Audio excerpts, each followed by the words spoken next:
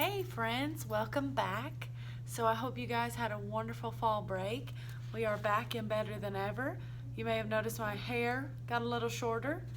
So we are excited to be back and ready to keep learning, okay? So I know it's been a long time since we've been over our book, but we have read chapter 1, 2, and 3 of Wayside Stories from Wayside School. So let's review some of the characters we've met and then we'll meet our new friend today. So we have read chapter 1 and that was all about Mrs. Gorf.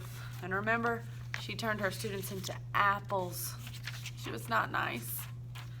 We met Miss Jules and she thought her students were monkeys. Oh, how silly. And then last time we read about Joe in chapter 3, and he did not know how to count, but he learned at the end of the chapter. Okay, so I know that some of you, that if you zoom into my class and we're reading this, may have been already read chapter 4, but I'm going to read it again just for an extra refresher and for our students who haven't heard this story. So it'll be good because when you click to the next slide, you'll have to answer a few questions. So we need to have our listening ears on, and I will read chapter 4. So chapter 4 is all about Sherry. Sweet Sherry, she looks like she's sleeping and falling. So let's read this to make sure she's okay. Sherry had long eyelashes. She weighed only 49 pounds. She always wore a big red and blue overcoat with a hood. The overcoat weighed 35 pounds. Whew. The red part weighed 15, the blue part weighed 15 pounds, and the hood weighed 5 pounds. Her eyelashes weighed 1.5 pounds. She sat next to the window in Miss Jules' class. She spent a lot of time just staring out the window. Miss Jules didn't mind. Miss Jules said that a lot of people learn best when they stare out of a window. Sherry often fell asleep in class. Miss Jules didn't mind that either. She said a lot of people do their best learning when they are asleep. That sounds kind of silly. Sherry spent all of her time either looking out the window or sleeping. Miss Jules thought she was the best student in the class. One afternoon it was very hot. All of the windows were open, yet Sherry still wore her red and blue overcoat. The heat made her very tired. Oh. Miss Jules was teaching arithmetic. Sherry pulled the hood up over her face, buried herself in the coat, and went to sleep. Miss Jules, said Kathy, Sherry is sleeping. That's good, said Miss Jules. She must be learning something. Miss Jules continued with the lesson. Sherry began to snore. Miss Jules, Sherry is snoring, said Kathy. Yes, I can hear her, said Miss Jules. She must be learning an awful lot today. I wish the rest of you would be like her. Sherry began to toss and turn.